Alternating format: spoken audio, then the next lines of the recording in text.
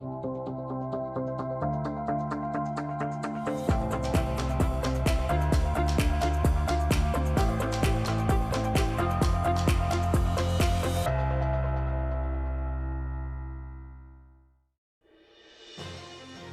주요 뉴스입니다. 기업 회생 절차를 밟고 있는 홈플러스가 계속 기업 가치보다 청산 가치가 더 높은 것으로 평가됐습니다. 결국 홈플러스는 새 주인을 찾게 됐습니다. LS 마린솔루션이 유상증자에 나선 가운데 새 정부 에너지 고속도로 사업수의 기대감에 주가가 2배 넘게 뛰었습니다. 최대 주주인 LS전선은 유증 참여를 고민하고 있습니다. 세계 1위 전기차 업체 비아디의 위기설이 확산하고 있습니다. 중국에서 딜러사들이 잇따라 문을 닫고 있고 떨이 판매에도 나서면서 시장이 예의주시하고 있습니다. 금융당국이 보험사의 지급 여력 비율인 킥스 권고 기준을 낮췄습니다. 하지만 일부 보험사들은 이 기준도 충족하지 못하는 상황인데다 기본 자본 기준에선 여전히 위기 신호가 감지되고 있습니다.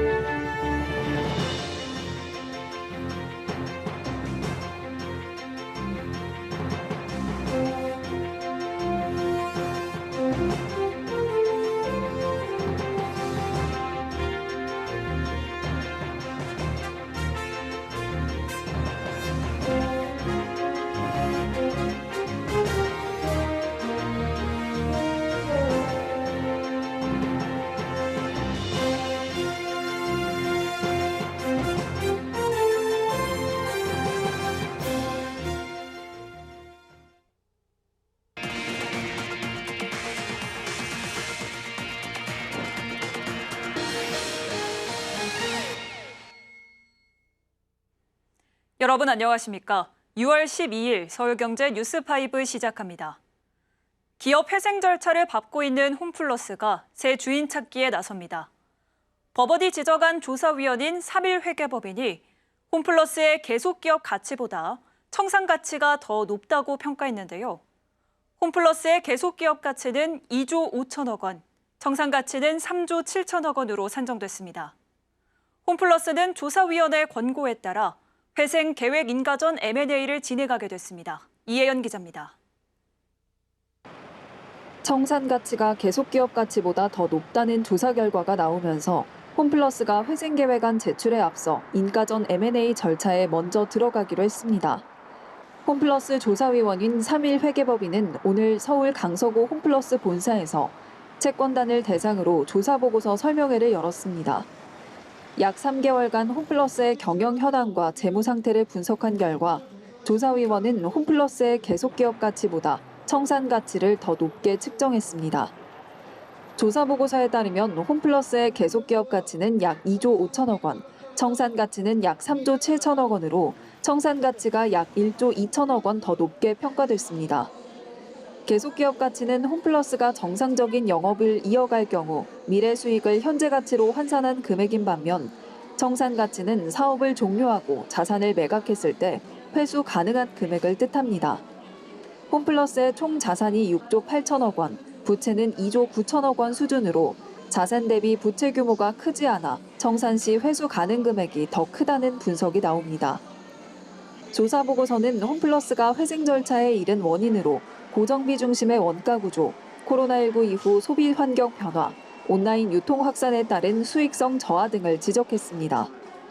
다만 홈플러스 측은 여전히 계속기업 가치가 더 높다는 입장을 유지하고 있어 해당 내용을 담은 의견서를 법원에 제출할 예정입니다. 홈플러스는 조사위원회 권고에 따라 회생계획 인가 전 M&A를 진행하기로 결정하고 내일 법원에 인가 전 M&A 허가를 신청하기로 했습니다.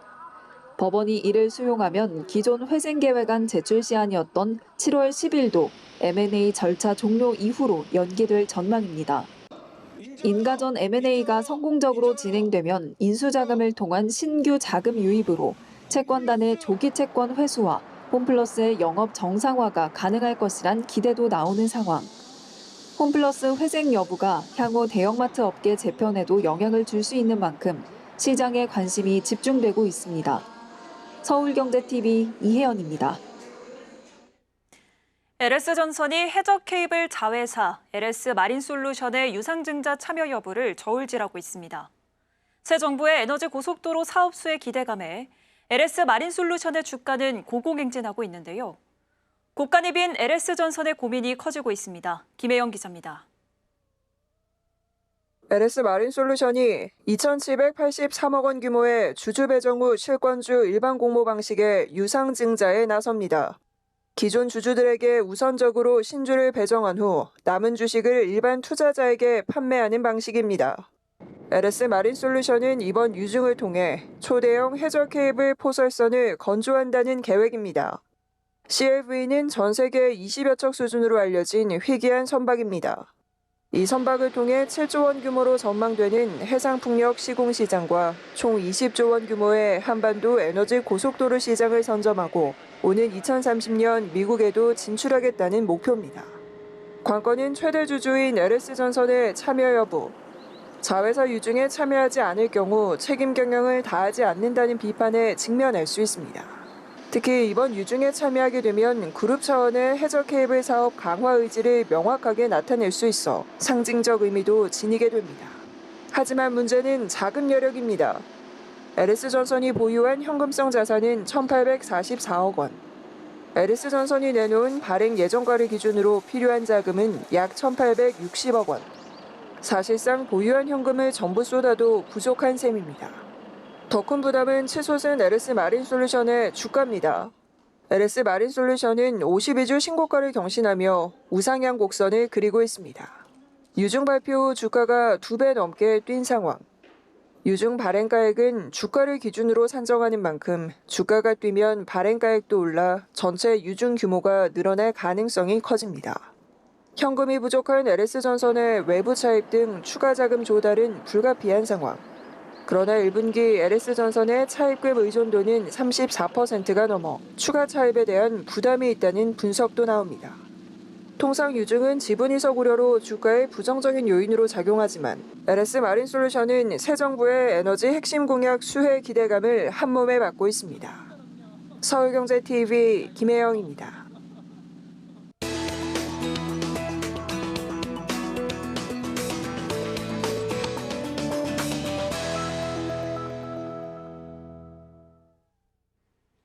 네, 중국 전기차 1위 업체 비아디가 글로벌 시장에서 주요 모델 가격을 대폭 인하하며 출혈 경쟁에 나서고 있습니다. 대량 생산된 차량을 싼 값에 밀어내며 글로벌 완성차 업체들과 치킨 게임을 벌이고 있는 모양인데요. 이 같은 비아디의 행보엔 부채 누적과 재무 불안이 자리하고 있다는 분석이 나옵니다. 산업일보 이혜란 기자와 짚어보겠습니다. 안녕하세요. 네, 안녕하세요. 네, 비아디가 국내 시장에서 2천만 원대 전기차를 내놓으면서 눈길을 끌었죠. 중국에서 판매하는 차량도 최대 34%가량 할인 판매에 나서며 놀라움을 주고 있는데요. 이렇게 싸게 차를 팔 수 있는 의문이 꼬리를 물고 있습니다. 어떤 배경이 있는 걸까요? 네, 재고 처분과 유동성 확보를 위해 출혈 경쟁에 나선 것이라는 분석이 나옵니다. 글로벌 전기차 시장에서 점유율 1위를 차지하며 시장 입지를 넓혀가고 있는 중국 전기차 제조사 비아디가 이 자국 시장에서 치열한 출혈 경쟁을 벌이고 있는 모습인데요. 비아디는 지난달 자국 내에서 판매 중인 주요 전기차와 플러그인 하이브리드 차에 다음 달까지 두 자릿수 할인율을 적용한다고 발표했습니다. 주력 모델인 중형 세단 C는 최대 34%, 소형 모델 C걸은 약 20% 할인된 가격에 판매를 했습니다. 보급형 전기차인 C걸은 우리 돈으로 약 1,000만 원 초반대면 살 수 있을 정도입니다. 이 같은 가격 인하는 중국 내 완성차 업계 전반으로 확산을 하고 있는데요. 체리 자동차도 최대 47%, 그리고 지리, 창안, 상하이 GM 등도 두 자릿수 할인율을 적용하면서 가격 경쟁에 뛰어들었는데요. 업계는 이 보조금 정책으로 전기차 업체가 급증한 뒤에 이어진 과잉 공급과 또 시장 포화가 이런 출혈 경쟁을 유발했다고 분석을 하고 있습니다. 기업들이 재고도 처분하고 또 유동성도 확보하기 위한 어쩔 수 없는 선택이라는 겁니다. 네, 이 정도로 가격을 낮춰 팔기가 쉽지 않았을 텐데요. 비아디 재무사각에 관심이 쏠리고 있습니다. 비아디 위기설, 비아디 파산설까지 나오고 있다고요. 네, 비아디가 공개한 작년 2분기 기준 순부채는 277억 위안, 우리 돈으로 약 5조 3,111억 원입니다. 하지만 홍콩 회계법인 GMT 리서치는 실제 순부채가 약 62조 원에 달할 수 있다고 분석을 했습니다. 이는 BRD가 자체적으로 공개한 수치의 11배 이상에 달하는 건데요. GMT 리서치는 BRD가 자체 회계 처리 방식으로 부채를 과소 계산했을 가능성을 제기했습니다. 이래서 BRD 위기설이나 파산설이 나오는 이유인데요. 여기에 BRD의 최대 딜러사 첸청그룹이 최근 20곳 이상의 매장을 폐점한 것도 위기설에 한몫을 하고 있습니다. 첸청은 BRD의 유통정책 변화로 자금 흐름에 차질이 생겼다고 입장을 밝혔는데요.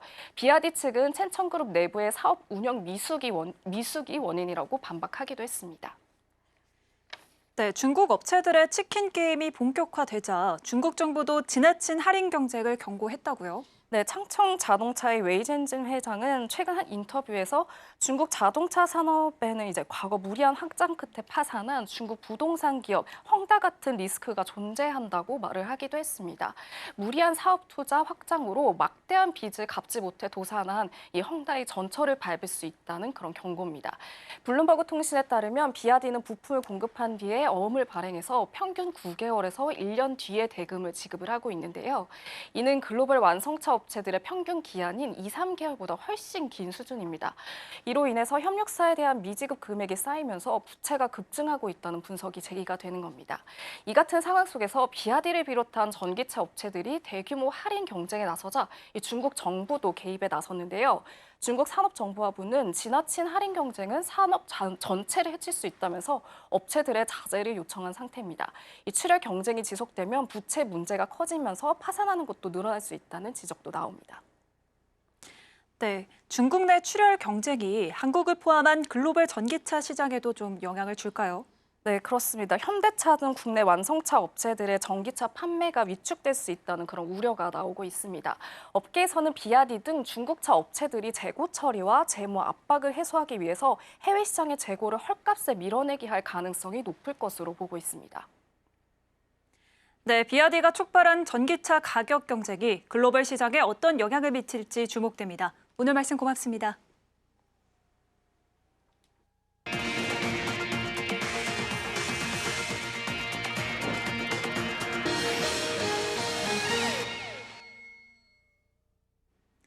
금융당국이 보험사의 지급 여력 비율인 킥스 권고 기준을 하향 조정했습니다.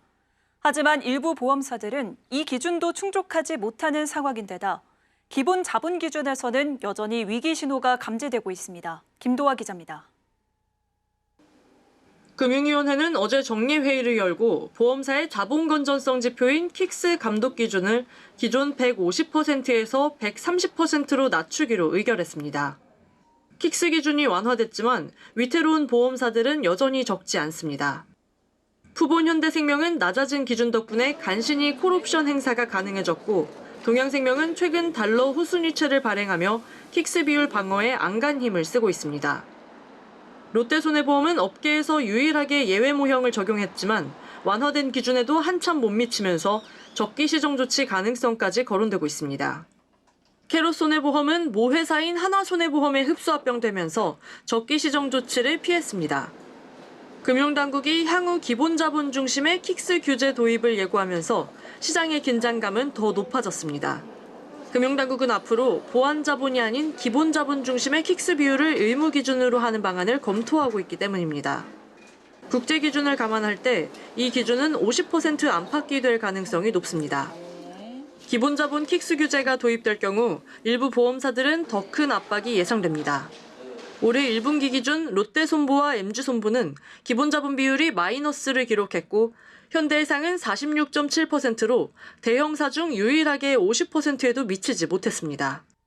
하나손보와 푸본현대, IM라이프 등도 50% 아래에서 머물렀습니다. 수치상 50%는 넘겼지만 한화생명과 동양생명, DB손해보험 등도 100%에는 한참 못 미치는 실정입니다. 기존에는 후순위채 발행 등을 통해 자본을 확충해왔지만 기본 자본 킥스를 높이기 위해선 영업이익을 늘리거나 유상증자 등 기본 자본 자체를 키워야 하는 상황. 하지만 시장 경쟁이 치열하고 금리가 낮아진 상황에서 단기간 내 자본 확충은 쉽지 않습니다. 킥스 기준이 완화됐지만 실질적인 기본 자본 체력에 대한 위기감은 오히려 커지고 있습니다. 서울경제TV 김도아입니다. 현직 진에어 기장의 내부 고발이 일파만파 퍼지고 있습니다. 경영진이 수익만 쫓아 무리한 비용 절감에 나서면서 안전이 우려된다는 내용인데요. 진에어 측은 사실과 다른 내용이 많다며 진실 공방을 벌이고 있습니다. 김효진 기자입니다. 지난 9일 직장인 익명 커뮤니티에 자신을 진에어에 근무 중인 현직 기장이라고 밝힌 작성자가 성수기인 7, 8월에 진에어에 탑승하지 말라는 고발성 글을 올렸습니다. 핵심은 안전 운항에 대한 우려. 조종사인 운항 승무원 수가 부족한데 무리하게 스케줄에 투입되고 승무원 기내식 품질 저하로 식중독까지 우려되는 상황이라는 겁니다. 작성자는 현재 진에어에서 운용하는 항공기 대수가 31대여서 기장 240명, 부기장 240명이 필요한데 기성기장은 240명, 부기장은 185명이라고 밝혔습니다. 여기에 타 항공사보다 하루 적은 월 9일의 휴무일을 성수기인 7월에는 8일로 줄인다는 이야기가 돌고 있다며 피로감에 찌든 조종사가 운항하는 항공기에 탑승하는 격이라고 지적했습니다. 이에 진에어는 사무를 보는 운항 승무원까지 총 543명이 근무하고 있으며 국토부 규정에 맞춰 운항 스케줄에 투입하고 있다고 반박했습니다. 휴무일 감소 계획도 없다고 밝혔습니다. 규정에 입각해서 운항 승무원을 배정하고 있다. 개인에 따라서는 피로도를 느끼는 사람이 있을 거고 아닌 사람이 있을 수 있다는 점. 그 작성자는 곰팡이가 핀 것으로 추정되는 빵 사진도 게재하며 승무원들에게 제공되는 기내식의 품질 저하 문제도 제기했습니다. 그는 식중독이 우려될 만큼 기내식 품질이 좋지 않아 식사를 거르는 승무원도 있다고 설명했습니다. 진에어는 내부 보고가 없어 해당 사진만으로는 진에어에 공급되는 빵인지 확인이 어렵고 곰팡이로 보이지 않는다고 답했습니다. 서울경제TV 김효진입니다. 과거 국내 금융사들이 혁신과 글로벌 경쟁력 강화를 외치며 해외 사업으로 뛰어든 국가가 인도네시아입니다. 금융당국의 외국계 금융사 대상 고강도 규제로 유명하지만 금융시장 확장성이 높아 K금융 격전지로 굳혀졌습니다. 이연아 기자입니다. 국내 금융사들이 혁신과 글로벌 경쟁력 강화를 모토로 인도네시아 금융시장 진출에 본격적인 속도를 높이기 시작한 시점은 10년 전입니다. 2015년 신한은행이 현지은행 뱅크 메트로 익스프레스 인수에 성공함에 따라 국내 시중은행 3곳이 삼각축을 그리며 인리 금융시장 진출 신호탄을 쏘아 올렸습니다. 당시 신한은행뿐 아니라 우리은행과 현지 소다라은행 M&A로 출범한 우리소다라은행, 하나은행 현지법인과 외환은행 현지법인 합병 후 설립된 PT뱅크 KB 하나가 대표적입니다. 10년이 흐른 현재 KB국민은행 인도네시아 자회사인 KBI가 현지인을 신임 은행장으로 최초 선임하며 현지화 전략의 속도를 높이고 있습니다. 국내 인터넷 은행 중에는 카카오뱅크가 2년 전 인도네시아 디지털 은행 슈퍼뱅크의 10% 전략적 지분 투자를 단행하며 가파른 성장세를 이어가고 있습니다. 국내 금융사들의 인도네시아 금융시장 영향력이 확대됨에 따라 현지 감독당국 소통 중요성도 커지고 있습니다. 인도네시아 금융감독기관 OJK는 최근 우리소다라은행이 거래 중인 현지 중견 수출기업 사기 혐의를 확인하고 은행과 관계자들 대상 조사를 벌이고 있습니다. 지난해 말에는 OJK가 금융복합그룹 규제를 근거로 KB와 신한의 자국 내 지주사 설립 계획을 제출하라고 통보했습니다. 해당 규제는 특정 조건 이상 해당되는 현지 영업 외국계 금융사의 지주사 설립을 강제하는 내용이 담겨 있습니다. 금융권 관계자들은 과거부터 OJK가 외국계 금융사의 까다로운 잣대와 엄격한 규제를 가하고 있지만 금융시장 확장성이 높아 내수시장 공략 최적지라고 입을 모읍니다. 인도네시아는 매년 230만 명이 노동시장에 신규 유입되고 있고 인구 다수가 금융에 관심이 많지만 은행계좌 보유 비율이 50.4%에 그쳐 금융시장 블루오션으로 지목되고 있습니다. 다만 현지 감독당국의 고강도 규제 대응이 과제로 떠오르며 금융사 내부적으로 현지화 강화 전략에 집중하고 있습니다. 서울경제TV 이연아입니다. 넥슨의 자회사인 네오플 노동조합이 준법 투쟁에 들어갔습니다. 노조는 지난해 회사가 9,800억 원이 넘는 영업이익을 기록했는데도 소수의 임원들에게만 성과급을 몰아줬다고 주장했는데요. 성과급 요구를 받아들이지 않을 경우 전면 파업에 들어가겠다고 예고했습니다. 이수빈 기자입니다. 넥슨 자회사인 네오플 노조가 준법 투쟁에 들어갔습니다. 지난해 회사가 소수의 임원에게만 성과급을 몰아줬다며 전면 파업까지 예고한 상황.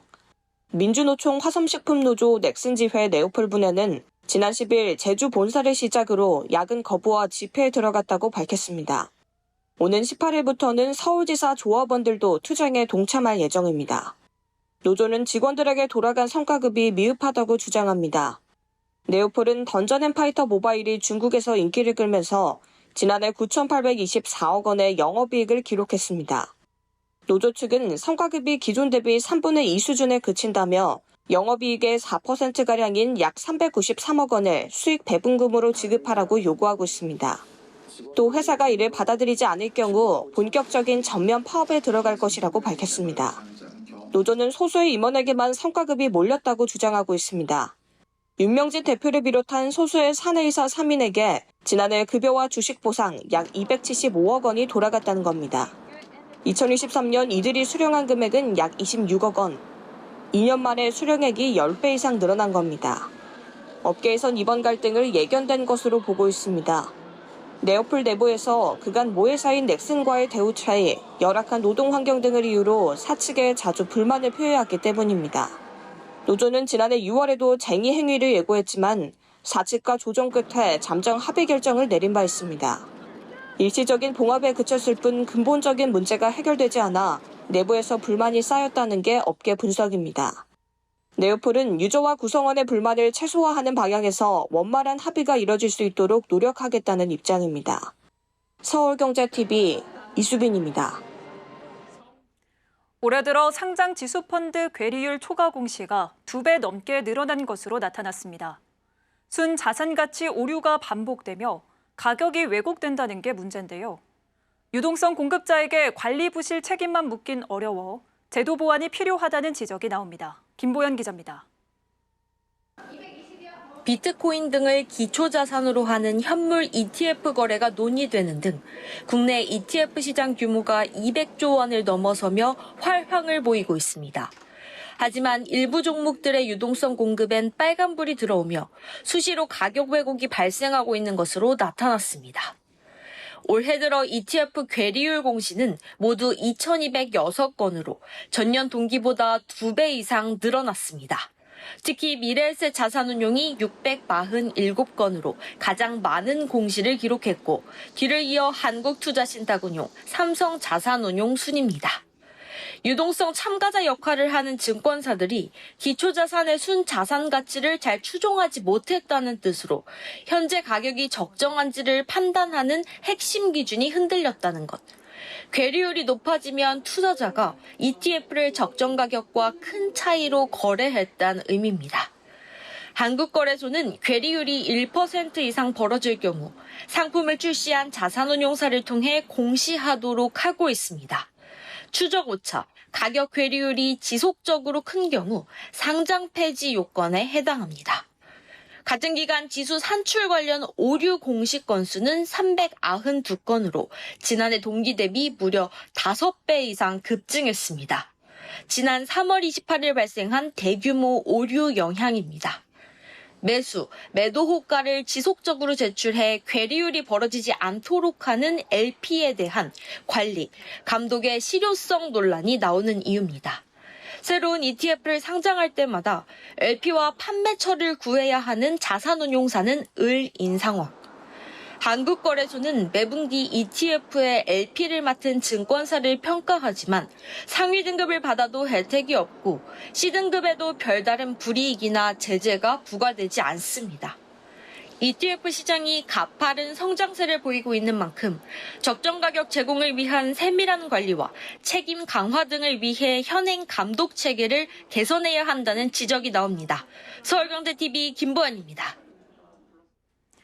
삼성물산 건설부문이 공동주택 수직 증축 리모델링에 특화한 건설 신기술 인증을 받았습니다. 그동안 수직 증축 리모델링의 기술적 난제인 말뚝기초 하중 부담 문제를 해결했는데요. 삼성물산은 알짜 정비 사업 공략에 속도를 낼 것으로 관측됩니다. 이지영 기자입니다. 삼성물산 건설 부분이 수직 증축 리모델링 신기술 인증을 획득하면서 리모델링 시장 진출에도 속도를 내고 있습니다. 삼성물산은 최근 자동 제어형 선제화 공법을 개발해 국토교통부로부터 건설 신기술 인증을 받았다고 밝혔습니다. 이 공법은 이미 땅속에 박혀 있는 기존 말뚝 옆에 새로운 말뚝을 설치하고 그 말뚝에 힘을 가해 건물 하중을 보다 안정적으로 지탱하는 기술입니다. 기존에는 수동 방식의 한계로 인해 하중을 정밀하게 조절하기 어려웠지만 이번 기술은 자동 제어 장치를 활용해 말뚝 전체에 가해지는 힘을 고르게 분산시키고 동시에 관리할 수 있도록 했습니다. 이 기술을 수직 증축 리모델링 공사에 적용하면 품질과 작업 효율을 높일 수 있고 시공 신뢰도와 구조 안전 검토 속도도 개선돼 공사를 더 빠르게 진행할 수 있다는 게 삼성물산 측의 설명입니다. 삼성물산은 이 같은 기술 경쟁력을 바탕으로 리모델링을 포함한 도시정비 사업 수주 확대에 나선다는 계획. 올해 상반기 삼성물산은 도시정비 사업 수주액 5조 원을 돌파했습니다. 이는 지난해 전체 수주액 3조 원을 훌쩍 넘어선 수치입니다. 최근에는 중소형 리모델링 사업까지 적극적으로 참여하며 사업 범위를 넓히고 있습니다. 올 하반기 압구정과 같은 대형 정비사업장 수주전이 남아있는데 이 같은 알짜 정비사업 공략에 더 속도를 낼 것으로 관측됩니다. 서울경제TV 이지영입니다. 서울경제 뉴스5 저희가 준비한 소식은 여기까지입니다. 함께해 주신 여러분 고맙습니다.